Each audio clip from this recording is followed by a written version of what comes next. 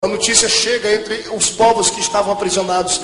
Os judeus escutam a história e enviam uma liderança para falar com Ciro. Chegam e dizem: doutor Ciro, nós não temos nada contra o senhor e o senhor nunca teve nada contra nós judeus. Queremos ir embora. E Ciro diz para eles assim: vocês não podem ir embora. Mesmo não tendo nada um contra os outros, vocês vieram no pacote. Eu conquistei um povo, uma nação, e vocês são mão de obra barata, de graça. Vocês são escravos. Não posso libertar. Os judeus voltam para suas casas e começam a orar. A história diz que um judeu encontrou uma caixa antiga, um baú. Quando ele começa a cavar este baú, ele encontra no meio das roupas que tem lá dentro um pergaminho. Diga, pergaminho.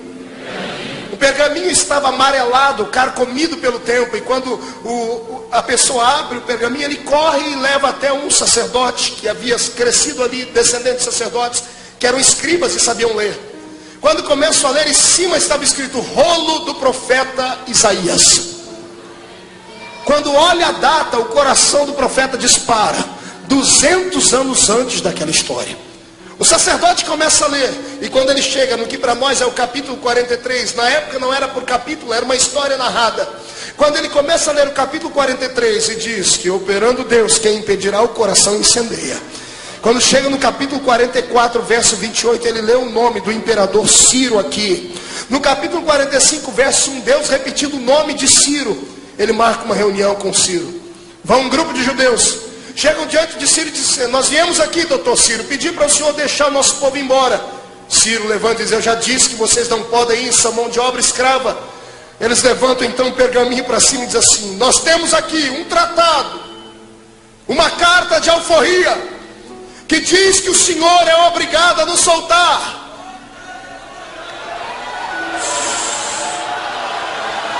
Todo mundo para no palácio. Ciro fica desconcertado.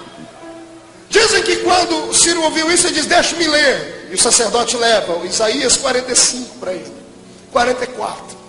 Quando ele começa a ler aqui no livro o nome dele, que digo de Ciro: ele é o meu pastor e fará tudo o que eu mandar. O coração do imperador acelera.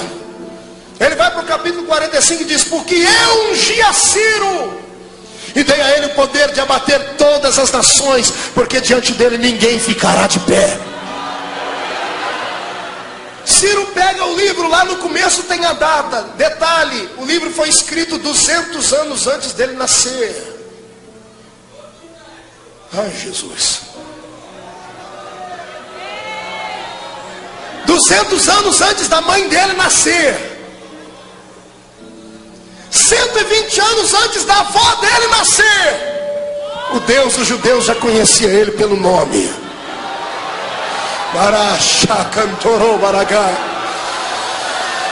Quem foi que disse que a palavra final é de Satanás? Quem foi que disse que Satanás pode continuar tripudiando em cima da sua vida? Porque ele não sabe que este cativeiro que você está, quem abriu foi o Senhor para te colocar lá dentro e te dar uma lição. Mas o tempo do cativeiro terminou. Quem vai te arrancar com mão forte deste lugar é o próprio Deus. Aperte a mão do seu irmão, vou terminar agora. Em tempos de crise, Deus tem um elemento surpresa. Deus tem uma arma secreta. Deus tem uma carta na sua manga. Satanás não tem como surpreender Deus, porque Deus é onisciente.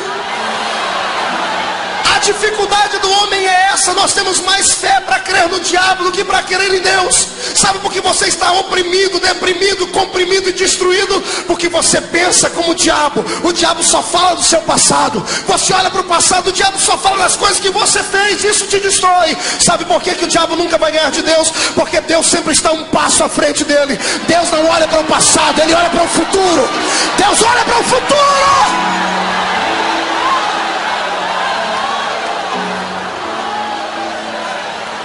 O diabo está rindo de você, porque você era um milho e ele te esmagou.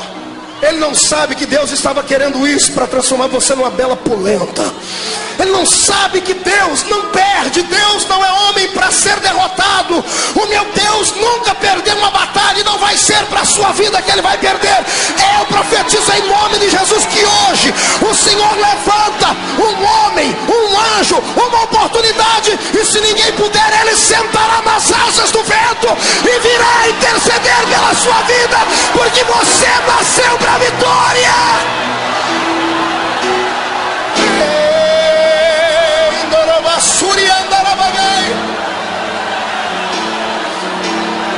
Agora deixa eu dizer uma coisa para encerrar isso aqui, ponto final. Pastor Jabes e pastores a minha retaguarda, o diabo é sujo. A vida do diabo é tentar contra a vida desses homens. Você sabe disso. A única coisa que o diabo se esquece é que o número de demônios que ele tem é limitado. E ele não tem muitos demônios à disposição dele. Quando caíram do céu, caiu a terça parte. Para cada demônio que te oprime, existe 2 anjos para te livrar.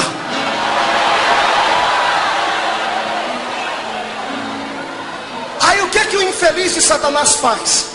Ele sabe que eu e os pastores que aqui estamos somos formadores de opinião. Ele sabe que se eu cair, ou qualquer um desses cair, vai cair uma multidão com a gente. Então o que ele faz? Ele vira o arsenal dele inteiro para a gente. É por isso que muitos púlpitos estão destruídos e muitos ministérios estão combalidos. Não é porque são fracos, não é porque são ignorantes, é porque somos linha de frente. O diabo vai jogar pesado para nos derrubar. Aí o que que o infeliz de Satanás fez? Prendeu muitos púlpitos, prendeu muitos ministérios. Só que para derrotar um homem como eu, ou como esse que aqui estão, ele não pode vir um demônio só, tem que vir um monte, exércitos de demônios. Para pegar um homem lá na Bíblia Sagrada precisou de uma legião, 6.000 demônios para dominar um. Então imagine quantos demônios vêm contra nós. O diabo pensa que derrubando a gente acaba com a igreja. E ele se esqueceu que o meu Deus sempre terá um elemento surpresa para usar. Ele apontou todos os mísseis dele contra o pastor Jabes nessas 2 semanas de luta que nós passamos junto com o seu filho. Porque sabe que com isso destrói o homem psicologicamente. Eu perdi um filho, eu sei o que é isso. Então escute, quando ele faz isso para nos oprimir, ele não tem um número grande de demônios. Os demônios vêm contra nós. E eles esquecem que existem pessoas na igreja que não são pregadores, que não são evangelistas, mas que quando dobram o joelho no chão,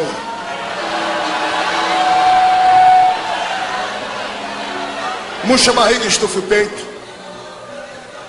Eu não estou pregando para homens e mulheres comuns essa noite. Eu estou pregando para aqueles que são o elemento surpresa de Deus. Se a igreja brasileira anda dentro de um cativeiro, o tempo de sair desse cativeiro chegou. E se o diabo pensava que Deus ia usar um grande pastor, um grande evangelista, uma grande cantora para tirar, ele perdeu a paciência e vai perder a história. Porque Deus não precisa de mim para livrar vocês, Ele pode usar você.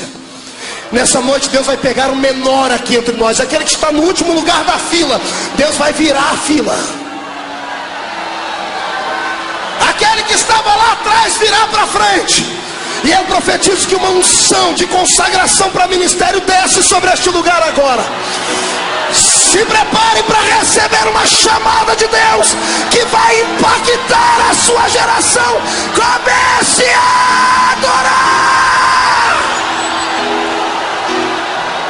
Solte a mão do seu irmão.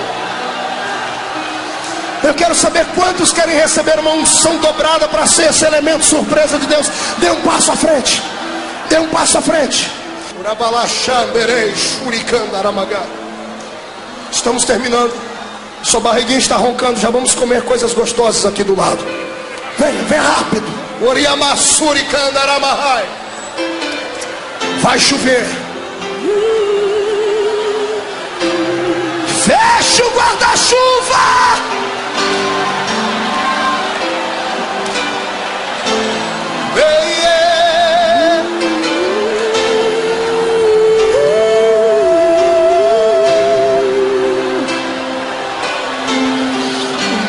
swing, revelation, oh my God.